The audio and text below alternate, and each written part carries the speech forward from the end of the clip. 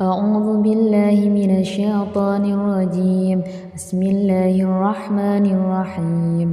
وقال الذين لا يرجون لقاءنا لولا أنزل علينا الملائكة أو نرى ربنا لقد استكبروا في أنفسهم وعتوا عتوا كبيرا. يوم يرون الملائكة لا بشرى يومئذ للمجرمين ويقولون حجرا محجورا. وقدمنا إلى ما عملوا من عمل فجعلناه هباء منثورا. أصحاب الجنة يومئذ خير مستقرا وأحسن مقيلا. ويوم تشقق السماء بالغمام وننزل الملائكة تنزيلا. الملك يومئذ الحق للرحمن وكان يوما على الكافرين عسيرا. ويوم يعض الظالم على يديه يقول يا ليتني اتخذت مع الرسول سبيلا. يا ويلتى ليتني لم أتخذ فلانا خليلا. لقد أضلني عن الذكر بعد إذ جاءني وكان الشيطان للإنسان خذولا. وقال الرسول يا رب إن قوم اتخذوا هذا القرآن مهجورا. وكذلك جعلنا لكل نبي عدوا من المجرمين وكفى بربك هاديا ونصيرا. وقال الذين كفروا لولا نزل عليه القرآن جملة واحدة كذلك نثبت به فؤادك ورتلناه ترتيلا. ولا يأتونك بمثل إلا جئناك بالحق وأحسن تفسيرا. الذين يحشرون على وجوههم إلى جهنم أولئك شر مكانا وأضل سبيلا. ولقد آتينا موسى الكتاب وجعلنا معه أخاه هارون وزيرا. فقلنا اذهبا إلى القوم الذين كذبوا بآياتنا فدمرناهم تدميرا. وقوم نوح لما كذبوا الرسل أغرقناهم وجعلناهم للناس آية وأعتدنا للظالمين عذابا أليما. وعادا وثمود وأصحاب الرس وقرونا بين ذلك كثيرا. وكلا ضربنا له الأمثال وكلا تبرنا تتبيرا.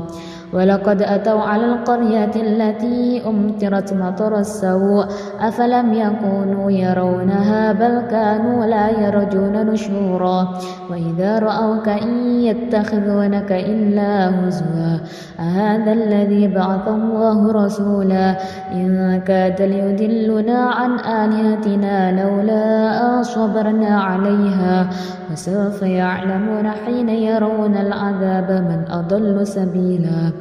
أرأيت من اتخذ إلهه هواه أفأنت تكون عليه وكيلا.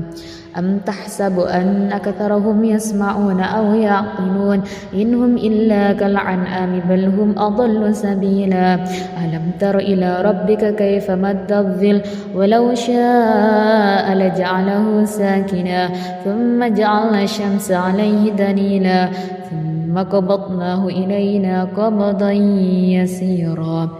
وهو الذي جعل لكم الليل لباسا والنوم سباتا وجعل النهار نشورا. وهو الذي أرسل الرياح بشرا بين يدي رحمته وأنزلنا من السماء ماء طهورا لنحيي به بلدة ميتا ونسقيه مما خلقنا أنعاما وأناسيا كثيرا. ولقد صرفناه بينهم ليذكروا فأبى أكثر الناس إلا كفورا. ولو شئنا لبعثنا في كل قرية نذيرا فلا تطع الكافرين وجاهدهم به جهادا كبيرا. وهو الذي مرج البحرين هذا عذب فرات وهذا ملح أجاج وجعل بينهما برزخا وحجرا محجورا وهو الذي خلق من الماء بشرا فجعله نسبا وسحرا وكان ربك قديرا ويعبدون من دون الله ما لا ينفعهم ولا يضرهم وكان الكافر على ربه ظهيرا وما أرسلناك إلا مبشرا ونذيرا قل ما أسألكم عليه من أجر إلا ما شاء أن يتخذ إلى ربه سبيلا وتوكل على الحي الذي لا يموت وسبح بحمده وكفى به بذنوب عباده خبيرا الذي خلق السماوات والأرض وما بينهما في 6 أيام ثم استوى على العرش الرحمن فاسأل به خبيرا وإذا قيل لهم اسجدوا للرحمن قالوا وما الرحمن أنسجد لما تأمرنا وزادهم نفورا سبحان الله الحمد لله والله أكبر تبارك الذي جعل في السماء بروجا وجعل فيها سراجا وقمرا منيرا وهو الذي جعل الليل والنهار خلفة لمن أراد أن يذكر أو أراد شكورا وعباد الرحمن الذين يمشون على الأرض هونا وإذا خاطبهم الجاهلون قالوا سلاما والذين يبيتون لربهم سجدا وقياما والذين يقولون ربنا اصرف عنا عذاب جهنم إن عذابها كان غراما إنها ساءت مستقرا ومقاما والذين إذا أنفقوا لم يسرفوا ولم يقتروا وكان بين ذلك قواما والذين لا يدعون مع الله إلها آخر ولا يقتلون النفس التي حرم الله إلا بالحق ولا يزنون ومن يفعل ذلك يلقى أثاما يضاعف له اليوم القيامة ويخلد فيه مهانا إلا من تاب وآمن وعمل عملا صالحا فأولئك يبدل الله سيئاتهم حسنات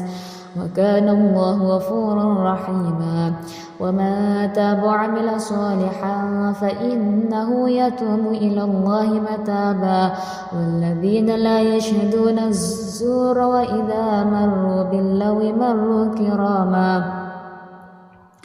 والذين إذا ذكروا بآيات ربهم لم يخروا عليها سما وعميانا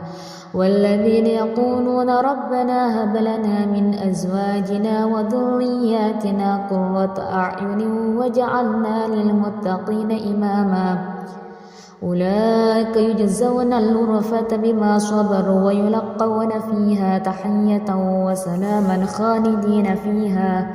حسنت مستقرا ومقاما قل ما يعبأ بكم ربي لولا دعاؤكم وقد كذبتم فسوف يكون لزاما بسم الله الرحمن الرحيم طاسيم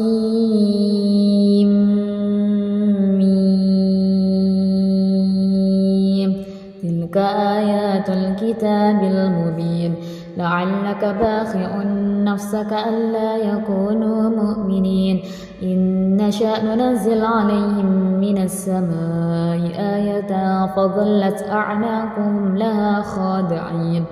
وما يأتيهم من ذكر من الرحمن محدث إلا كانوا عنه معرضين وقد كذبوا فسيأتيهم أنباء ما كانوا به يستهزئون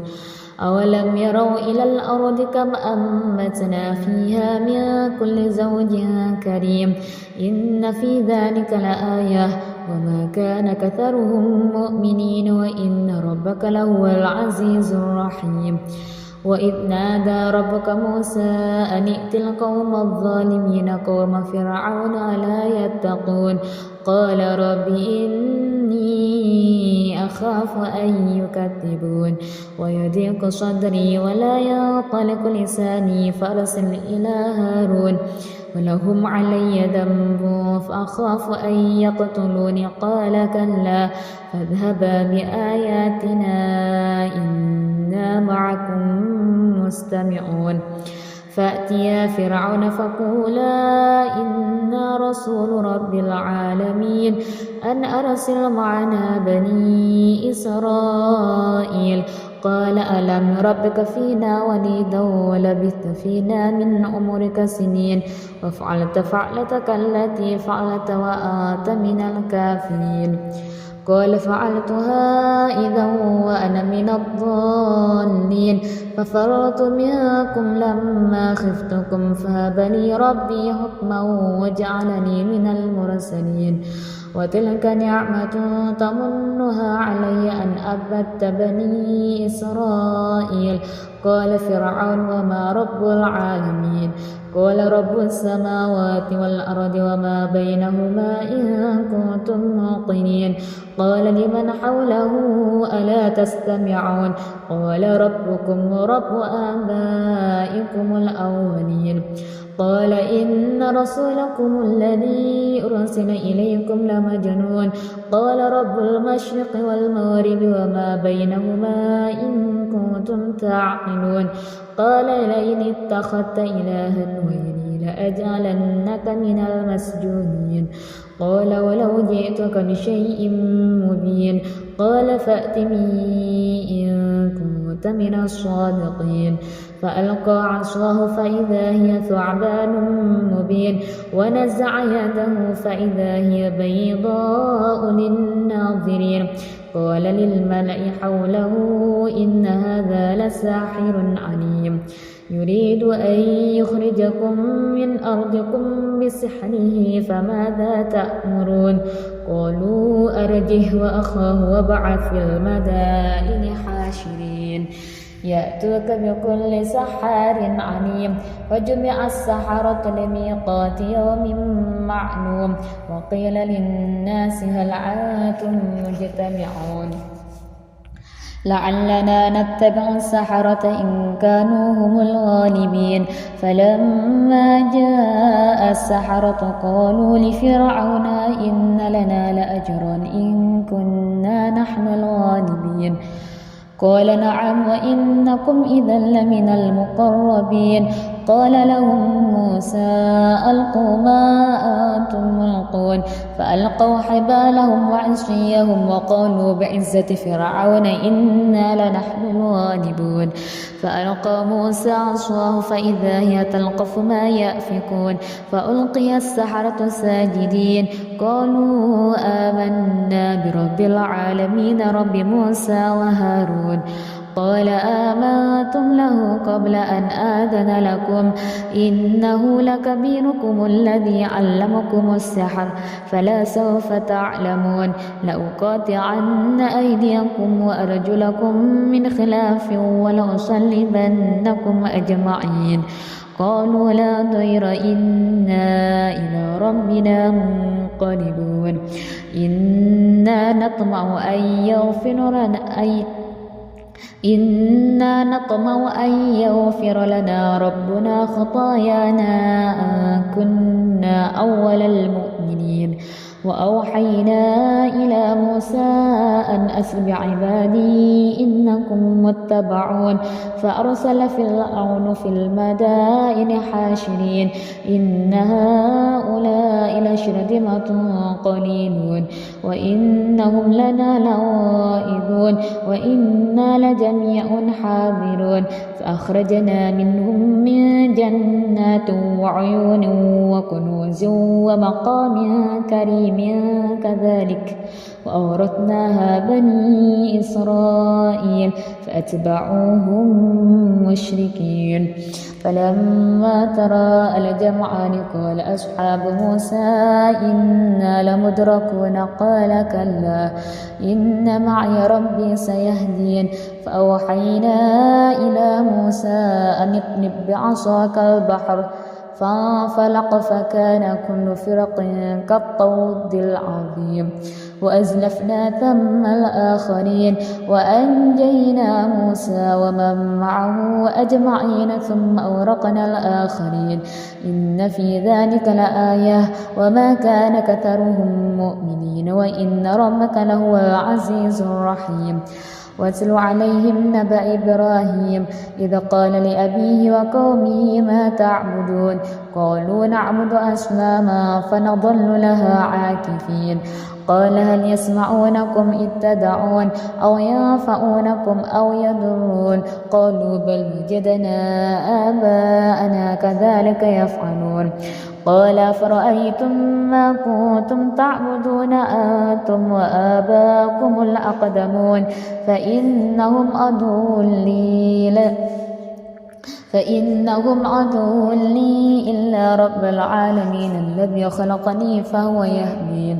والذي هو يطعمني ويسقين وإذا مرضت فهو يشفين والذي يميتني ثم يحيين والذي أطمع أن يغفر لي خطيئتي يوم الدين رب هب لي حكما وألحقني بالصالحين واجعل لي لسان صدق في الآخرين واجعلني من ورثة جنة النعيم واغفر لأبي إنه كان من الضالين ولا تخزني يوم يبعثون يوم لا ينفع مال ولا بنون إلا من أتى الله بقلب سليم أزلفت الجنة للمتقين وبرزت الجحيم للغاوين وقيل لهم أين ما كنتم تعبدون من دون الله هل ينصرونكم أو ينتصرون أكبكبوا فيها هم والغاوون وجنود إبليس أجمعون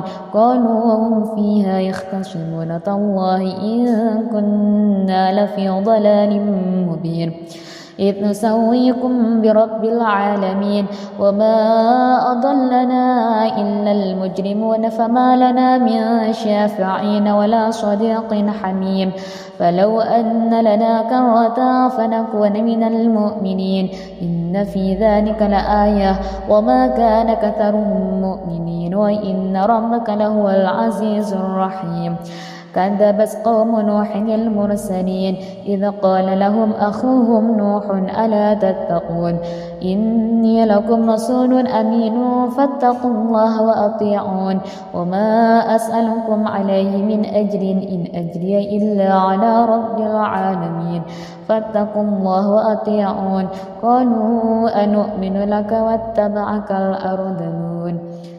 قال وما علمي بما كانوا يعملون إن حسابهم إلا على ربي لو تشعرون وما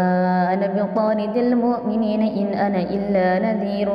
مبين قالوا لئن لم تنته يا نوح لتكونن من المرجومين قال رب إن قومي كذبون فافتح بيني وبينهم فتحا ونجني ومن معي من المؤمنين فأنجيناه ومن معه في الفلك المشحون ثم أورقنا بعد الباقين إن في ذلك لآية وما كان كثرهم مؤمنين وإن ربك لهو العزيز الرحيم كذبت عاد المرسلين إذ قال لهم أخوهم هود ألا تتقون إني لكم رسول أمين فاتقوا الله وأطيعون وما أسألكم عليه من أجر إن أجري إلا على رب العالمين أتبنون بكل ريع آية تعبثون وتتخذون مصانع لعلكم تخلدون وإذا بطشتم جبانين فاتقوا الله وأطيعون واتقوا الذي أمدكم بما تعلمون أمدكم بأنعام وبنين وجنات وعيون إني أخاف عليكم عذاب يوم عظيم قالوا سواء علينا أوعدت أم لم تكن من الواعظين إن هذا إلا خلق الأولين وما نحن بمعذبين فكذبوه فأهلكناهم إن في ذلك لآية وما كان كثرهم مؤمنين وإن ربك لهو العزيز الرحيم كذبت ثمود المرسلين إذ قال لهم أخوهم صالح ألا تتقون إني لكم رسول أمين فاتقوا الله وأطيعون وما أسألكم عليه من أجر إن أجري إلا على رب العالمين أتتركون فيما هاهنا آمنين في جنات جنات وعيون وزروع ونخل طلعها هضيم وتنحتون من الجبال بيوتا فارهين فاتقوا الله وأطيعون ولا تطيعوا أمر المسرفين الذين يفسدون في الأرض ولا يصلحون قالوا إنما أنت من المسحرين ما أنت إلا بشر مثلنا فأت بآية إن كنت من الصادقين قال هذه ناقة لها شرب ولكم شرب يوم معلوم ولا تمسوها بسوء فيأخذكم عذاب يوم عظيم فعقروها فأصبحوا نادمين فأخذهم العذاب إن في ذلك لآية وما كان كثرهم مؤمنين وإن ربك لهو العزيز الرحيم كذبت قوم لوط المرسلين إذ قال لهم أخوهم لوط ألا تتقون إني لكم رسول أمين فاتقوا الله وأطيعون وما أسألكم عليه من أجر إن أجري إلا على رب العالمين أتأتون الذكران من العالمين وتذرون ما خلق لكم ربكم من أزواجكم بل أنتم قوم عادون قالوا لئن لم تنته يا لوط لتكونن من المخرجين قال إني لعملكم من القالين رب نجني وأهلي مما يعملون فنجيناه وأهله أجمعين إلا عجوزا في الغابرين ثم دمرنا الآخرين وأمطرنا عليهم مطرا فساء مطر المنذرين إن في ذلك لآية وما كان كثرهم مؤمنين وإن ربك لهو العزيز الرحيم كذب أصحاب الأيكة المرسلين إذ قال لهم شعيب ألا تتقون إني لكم رسول أمين فاتقوا الله وأطيعون وما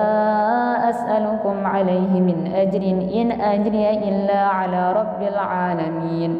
أوفوا الكيل ولا تكونوا من المخسرين وزنوا بالقسطاس المستقيم ولا تبخسوا الناس أشياءهم ولا تعثوا في الأرض مفسدين واتقوا الذي خلقكم والجبلة الأولين قالوا إنما أنت من المسحرين وما أنت إلا بشر مثلنا وإن نظنك لمن الكاذبين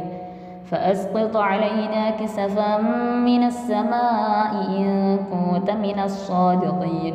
قال ربي أعلم بما تعملون فكذبوا فأخذهم عذاب يوم الذلة إنه كان عذاب يوم عظيم إن في ذلك لآية وما كان كثرهم مؤمنين وإن ربك لهو العزيز الرحيم وإنه لتنزيل رب العالمين نزل به الروح الأمين على قلبك لتكون من المنذرين بلسان عربي مبين وإنه لفي زبر الأولين أولم يكن لهم آية أن يعلمه علماء بني إسرائيل ولو نزلناه على بعض الأعجمين فقرأه عليهم ما كانوا به مؤمنين كذلك سلكناه في قلوب المجرمين لا يؤمنون به حتى يروا العذاب الأليم فيأتيهم بغتة وهم لا يشعرون فيقولوا هل نحن منظرون أفبعذابنا يستعجلون أفرأيت إن متعناهم سنين ثم جاءهم ما كانوا يوعدون ما أغنى عنهم ما كانوا يمتعون وما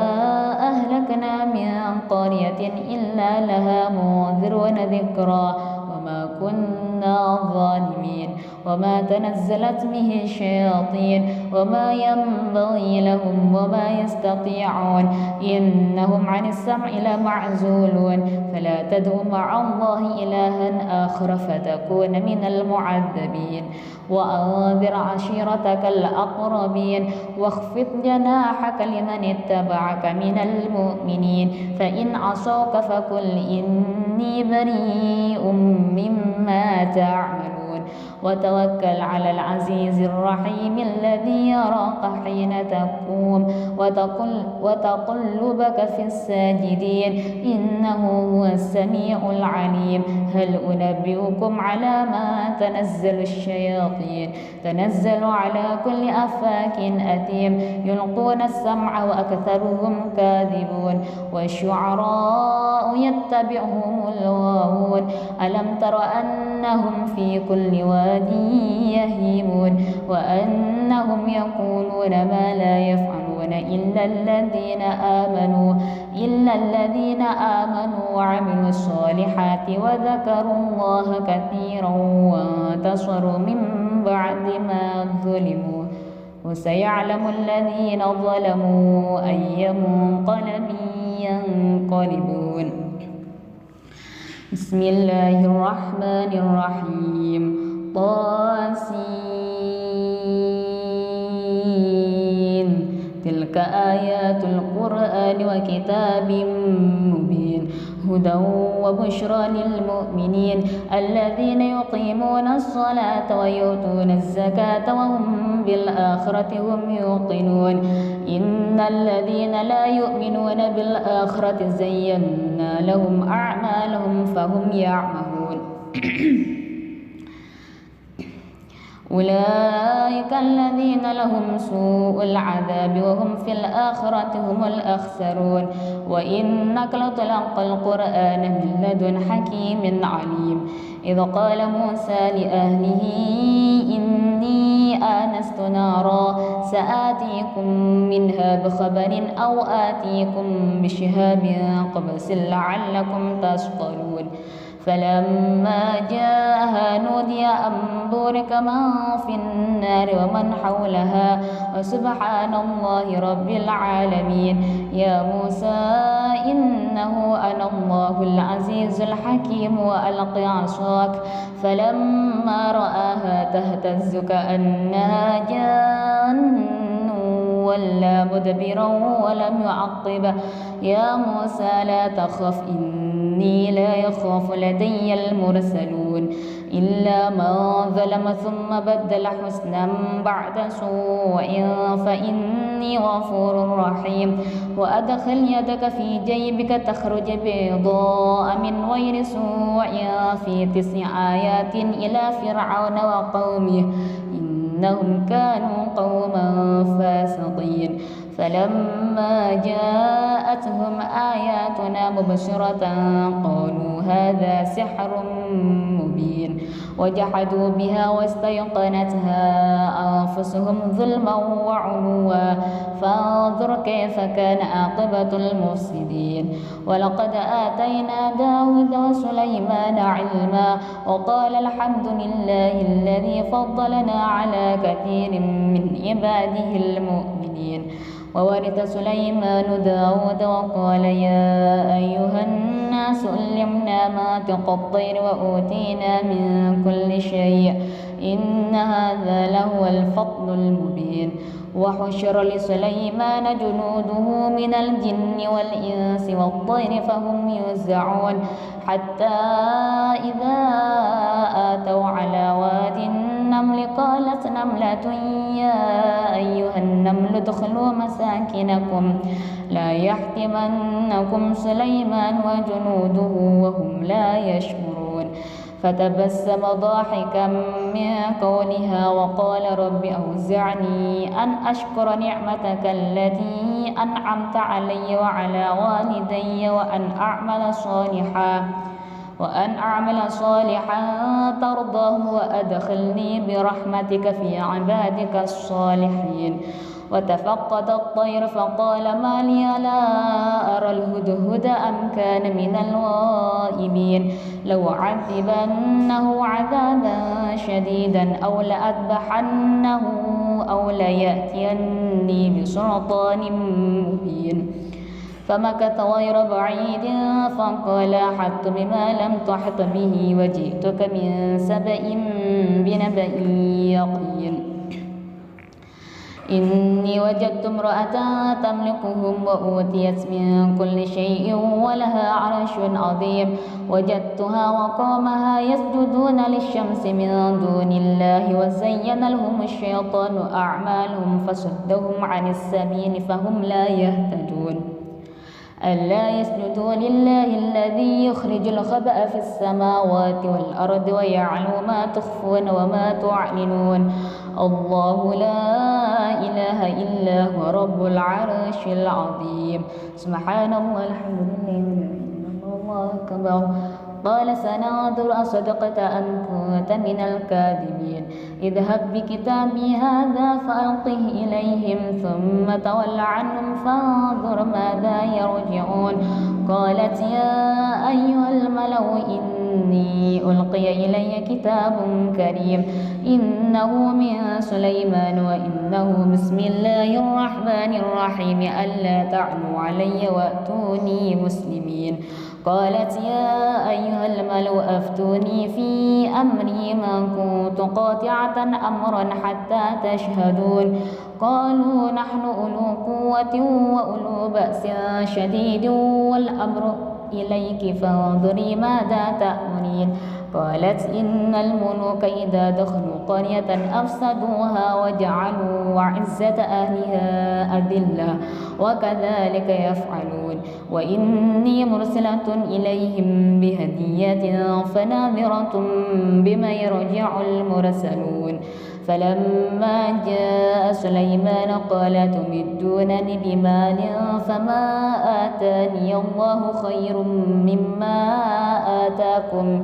بل أنتم بهديتكم تفرحون ارجع إليهم فلنأتينهم بجنود لا قبل لهم بها ولنخرجنهم منها أذلة وهم صاغرون قال يا أيها الملأ أيكم يأتيني بعرشها قبل أن يأتوني مسلمين قال عفريت من الجن أنا آتيك به قبل أن تقوم من مقامك وإني عليه لقوي أمين قال الذي عنده علم من الكتاب أنا آتيك به قبل أن يرتد إليك طرفك فلما رآه مستقرا عنده قال هذا من فضل ربي ليبلوني أأشكر أم أكفر وما شكر فإنما يشكر لنفسه وما كفر فإن ربي غني كريم قال نكروا لها عرشها ننظر أتهتدي أم تكون من الذين لا يهتدون فلما جاءت قيل هكذا عرشك قالت كأنه هو وأوتينا العلم من قبلها وكنا مسلمين وصدها ما كانت تعبد من دون الله إنها كانت من قوم كافرين قيل لها ادخل الصرح فلما رأته حسبته لجة وكشفت عن ساقيها قال إنه صرح ممرد من قوارير قالت ربي إني ظلمت نفسي وأسلمت مع سليمان لله رب العالمين ولقد أرسلنا إلى ثمود أخاهم صالحا أن يعبدوا الله فإذا هم فريقان يختصمون قال يا قوم لم تستعجلون بالسيئة قبل الحسنة لولا تستغفرون الله لعلكم ترحمون قالوا طيرنا بك وبمن معك قال طائركم عند الله بل أنتم قوم تفتنون وكان في المدينة 9 رهط يفسدون في الأرض ولا يصلحون قالوا تقاسموا بالله لنبيتنه وأهله ثم لنقولن لوليه ما شهدنا مهلك أهله وإنا لصادقون ومكروا مكرا ومكرنا مكرا وهم لا يشعرون فانظر كيف كان عاقبة مكرهم أنا دمرناهم وقومهم أجمعين فتلك بيوتهم خاوية بما ظلموا إن في ذلك لآية لقوم يعلمون وأنجينا الذين آمنوا وكانوا يتقون ولوطا إذ قال لقومه يتأتون الفاحشة وأنتم تبصرون أئنكم لتأتون الرجال شهوة من دون النساء بل أنتم قوم تجهلون